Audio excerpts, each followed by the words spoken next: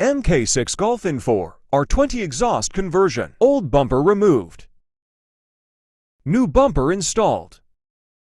We've installed this aftermarket bumper, diffuser, and done the conversion with 4-inch chrome tips.